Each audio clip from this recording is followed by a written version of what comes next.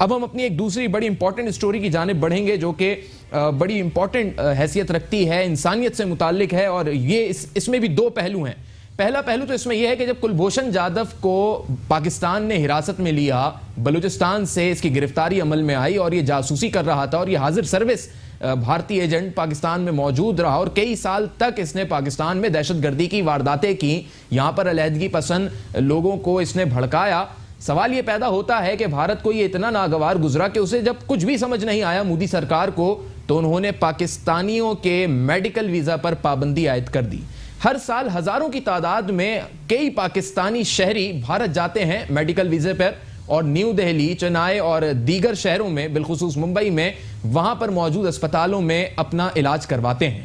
Liver transplant ہو یا پھر دل کے عارضے میں یہ مبتلا ہوں، یہ تمام تر مریض، انہیں بہترین معالج وہاں پر دستیاب ہوتے ہیں۔ اس میں صرف بھارتی معالج ہی نہیں بلکہ اس میں دنیا بھر کے نامور معالج بھی وہاں پر موجود ہوتے ہیں۔ علاج کی غرض سے جانے والے لوگ اپنا علاج کرواتے ہیں، آپریشنز ہوتے ہیں، باقاعدہ ان کی ڈیٹ فکس ہوتی ہیں اور اس کے بعد یہ وہاں سے آ جاتے ہیں۔ یہ کام کوئی فری میں نہیں ہوتا، اس میں بہت پیسہ خرچ ہوتا ہے۔ پاکستان سے جانے والے یہ لوگ غریبوں میں کاؤنٹ نہیں ہوتے اور ان میں چند ایک افراد ہی ایسے ہوں گے جو غریبوں میں شمار ہوتے ہوں گے، لیکن زیادہ تر لوگ جو ہیں وہ اپنی ایک حیثیت رکھتے ہیں۔ لیکن اب بھارت نے اس ویزے پر یعنی میڈیکل ویزے پر پابندی عائد کر دی ہے۔ اس سٹوری میں دو پہلو ہیں۔ پہلا پہلو یہ کہ بھارت کے اس غیر انسانی رویے پر عالمی ادارے بالخصوص پاکستان میڈیکل ایسوسی ایشن کیا اپنی رائے رکھتی ہے۔ دوسرا سوال یہ پیدا ہوگا کہ پاکستانی حکومت کیا کر رہی ہے؟ کیا ہمارے ملک میں ایسے ادارے، ایسے اسپتال موجود نہیں ہیں کہ ہم اپنے ہی مریضوں کا علاج آسانی سے یہاں کر سکیں؟ انہی دونوں سوالوں کے ساتھ ہم گفتگو کریں گے پاکستان میڈیکل ایسوسی ایشن کے جنرل سیکریٹری جناب ڈاکٹر قیصر سجاد صاحب سے۔ بہت شکریہ ڈاکٹر صاحب۔ بتائیے گا، پہلی بات تو یہ کہ بھارت کے اس رویے پر پی ایم اے کا کیا رجحان ہے، کیا کہنا ہے، اور آپ بذات خود کیا سمجھتے ہیں؟ کیا یہ ایک غیر انسانی رویہ نہیں ہے بھارت کا؟ آپ درست کہہ رہے ہیں، پاکستان میڈیکل ایسوسی ایشن ایک پیشنٹ فرینڈلی۔ ڈاکٹر صاحب آپ کی آواز مجھ تک نہیں صحیح پہنچ پا رہی، میں دوبارہ کوشش کروں گا کہ ہم رابطہ کر سکیں آپ سے اور آپ ٹیلی فون لائن پہ لے سکیں، جان سکیں آپ سے کہ آپ اس پر اپنی کیا رائے رکھتے ہیں۔ لیکن یہ ایک بڑی واضح چیز ہے کہ کس طریقے سے بھارت اپنی پالیسیز کو جو ہے ایکسٹریمزم کی طرف لے کر جا رہا ہے۔ گزشتہ روز ہم نے بھارت کا وہ ڈرافٹ آپ کے سامنے رکھا تھا جو اس نے انٹرنیشنل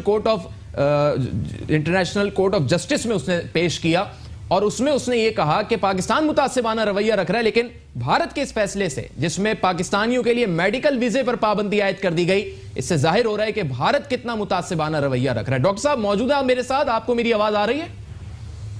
ہلو ڈاکٹر قیصر سجاد صاحب سن سکتے ہیں آپ مجھے؟ جی مجھے آپ کی آواز آ رہی ہے بالکل۔ اچھا ڈاکٹر صاحب مجھ تک آپ کی آواز نہیں پہنچ پا رہی ہے لیکن ناظرین تک پہنچ رہی ہے آپ کی آواز۔ میں بنیادی سوال آپ کے سامنے رکھ دوں کہ کس طرح آپ دیکھ رہے ہیں اس بھارت کے اس فیصلے کو، اور اس سے کیا کیا نقصان ہو سکتا ہے؟ پاکستانی شہریوں کو کتنی مشکلات حائل ہو رہی ہیں؟ دیکھیں، اس سے ایک تو یہ سب سے بڑی بات یہ ہے کہ انسان کو رابطہ غالباً منقطع ہو گیا ہے۔ دوبارہ کوشش کریں گے کہ ڈاکٹر قیصر سجاد صاحب کو ہم ٹیلی فون لائن پہ لے سکیں اور اس پر ہم گفتگو کر سکیں۔ وقت کو محفوظ کرنے کے لیے ایک مختصر سا وقفہ لیں گے اور وقفے کے بعد جب حاضر ہوں گے تو ڈاکٹر قیصر سجاد صاحب ہمارے ساتھ موجود ہوں گے۔ ویلکم بیک ناظرین۔ وقفے پہ جانے سے قبل ہمارے ساتھ ڈاکٹر قیصر سجاد صاحب تھے اور ٹیکنیکل وجوہات کی بنیاد پر رابطہ منقطع ہو گیا تھا۔ ایک مرتبہ پھر ہمارے ساتھ موجود ہیں اور بھارت کے غیر انسانی رویے کے حوالے سے ہم گفتگو کر رہے ہیں۔ بہت شکریہ ڈاکٹر صاحب، سن سکتے ہیں آپ مجھے؟ جی ہاں بالکل، آپ کی آواز آ رہی ہے۔ آپ فرما رہے تھے بھارت کے اس رویے پر اپنی رائے بھی دے رہے تھے اور پی ایم اے کی جانب سے بھی جو سٹیٹمنٹ ہے آپ بتا رہے تھے، کیا کہہ رہے تھے سر؟ جی میں یہ کہہ رہا تھا کہ پاکستان میڈیکل ایسوسی ایشن ایک پیشنٹ فرینڈلی آرگنائزیشن ہے اور ہم ہمیشہ پیشنٹس کی جو فلاح و بہبود کے لیے ان کے علاج معالجے کے سلسلے میں آواز اٹھاتے رہتے ہیں۔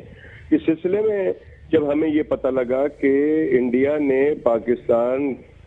پاکستانی عوام کو ویزا دینا بند کر دیا ہے، اور یہاں تک کہ جو لوگ اپنے چھوٹے بچوں کو یا کسی بھی بیماری کی صورت میں وہاں علاج کرانے کے غرض سے ویزے کے لیے اپلائی کرتے ہیں، ان کو بھی ویزا دینا بند کر دیا، تو یہ ہمیں بہت افسوس ہوا ہے اور یہ انسانی تقاضوں کے بالکل برخلاف ہے کہ آپ کسی کو علاج معالجے کے لیے ٹھیک ہے ڈاکٹر صاحب، یہ بھی بتائیے کیوں ہم وہاں جاتے ہیں؟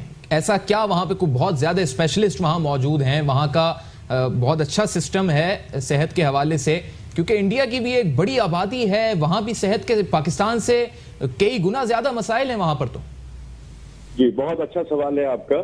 میں اس میں یہ کہوں گا کہ یہ جو علاج معالجے کے لیے لوگ جاتے ہیں اور جن جن بیماریوں کے لیے جاتے ہیں, پہلے یہ میں آپ کو بتا دوں کہ موسٹلی جو لوگ جاتے ہیں وہ جو بچے جن کو دل کی بیماری ہوتی ہے, پیدائشی نقص ہوتا ہے دل کے اندر, جو والو ہیں وہ اس میں سوراخ ہوتا ہے, دل کے اندر سوراخ ہے, ایک عام آدمی کو سمجھانے کی بات کر رہا ہوں, تو اس کو ٹھیک کرانے کے لیے لوگ جاتے ہیں. جگر کی پیوند کاری یعنی کہ لیور ٹرانسپلانٹ کے لیے جاتے ہیں, تو وہاں پہ اس لیے جاتے ہیں, یہ دونوں بیماریاں ہمارے یہاں اس کا علاج ہوتا ہے. اور لیور ٹرانسپلانٹ یہ ہے کہ ہمارے یہاں ابھی شروع ہوا ہے, لیکن ان کے یہاں بہت پہلے سے ہو رہا ہے, اور یہ بات بھی درست ہے کہ علاج بھی اچھا ہو رہا ہے. لیکن دل کی جتنی بیماریاں ہیں وہ پاکستان میں بھی بہت اچھا علاج ہو رہا ہے اس کا. لیکن ہوتا یہ ہے کہ انڈیا کے اندر جو لوگ, اب مریض جہاں مطمئن ہوتا ہے جس ڈاکٹر کے ساتھ, تو کوشش کرتا ہے کہ وہیں چلا جائے. لیکن ڈاکٹر صاحب یہ بھی دیکھنے میں آتا ہے کہ مریض جو ہے فیس بھی کنسیڈر کرتا ہے, علاج کی کاسٹ بھی اس کے سامنے ہوتی ہے. تو کیا وہاں سستا علاج ہوتا ہے, یا پاکستان میں غیر معیاری علاج ہے, یعنی پیسے زیادہ ہیں اور پھر بھی کوئی ضمانت نہیں ہے کہ علاج ٹھیک ہو پائے گا کہ نہیں؟ دیکھیے یہ ایک بہت بڑا ٹاپک ہے, اور یہ بہت امپورٹنٹ آپ کا اگین سوال ہے کہ ہمارے یہاں یقیناً مجھے نہیں پتا کہ میں ویسے ڈاکٹر کے میں یہی سمجھتا ہوں کہ ہمارے یہاں ڈاکٹر بہت قابل ہے, بہت اچھا علاج بھی کرتے ہیں. لیکن یہ کہیں نہ کہیں سے یہ آپ کی بات درست ثابت ہو رہی ہے کہ ہمارے لوگ وہاں کیوں جاتے ہیں. کچھ لوگوں سے جو میری بات ہوئی ہے اس واقعے سے بہت پہلے, تو انہوں نے یہ بتایا کہ جی وہاں بہت ہی سستا علاج ہوتا ہے, نمبر ایک. نمبر دو بات یہ ہوتی ہے کہ وہ ایک پیکج ڈیل کرتے ہیں جس کے تحت وہ یہیں سے سارا کانٹیکٹ ہوتا ہے ان کا, اور وہ اس پیکج کے تحت وہاں پہ رہنا, کھانا پینا, علاج, دوائیاں, سارا پیکج ان کو دیا جاتا ہے. اسی حساب سے لوگ اسی خرچے میں جاتے ہیں اور اس میں واپس آتے ہیں, اور وہاں پراپر علاج ہوتا ہے, بہت مطمئن ہوتے ہیں. تو میرا خیال یہ ہے کہ لوگ اسی لیے وہاں پر کوشش کرتے ہیں, اور تقریباً 500 مریض جو ہے وہ تقریباً جاتے ہیں وہاں پہ علاج معالجے کے لیے. یہ تو اب سائرہ افضل تارڑ صاحبہ کو سوچنا ہوگا کہ پاکستان میں صحت کے ایسے مراکز کیوں قائم نہیں ہے, کہ ان پر اعتماد نہیں ہے, اور پلس سب سے امپورٹنٹ فیکٹر یہ کہ سستا علاج کیوں نہیں ہے. آئی ایم ریئلی تھینکفل جناب ڈاکٹر قیصر سجاد صاحب میرے ساتھ ٹیلی فون لائن پہ موجود تھے, اور بڑا بنیادی انہوں نے پہلو سامنے رکھا ہے کہ لوگ اس لیے وہاں جاتے ہیں کہ باقاعدہ ایک پورا پیکج ڈیسائیڈ ہوتا ہے, کھانے پینے سے لے کر رہائش اور اس علاج کے پورے دورانیے تک, اور وہ تمام تر کاسٹ, وہ تمام تر خرچہ اور اخراجات انتہائی کم ہوتے ہیں پاکستان یعنی اپنے ہی ملک میں رہتے ہوئے علاج کرانے سے. اگر مارجن کیا جائے یا پھر کمپیریزن کیا جائے تو اس بات سے اندازہ لگایا جا سکتا ہے کہ ہماری وفاقی حکومت اور ہماری صوبائی حکومتیں کس حد تک سنجیدہ ہیں صحت کے حوالے سے.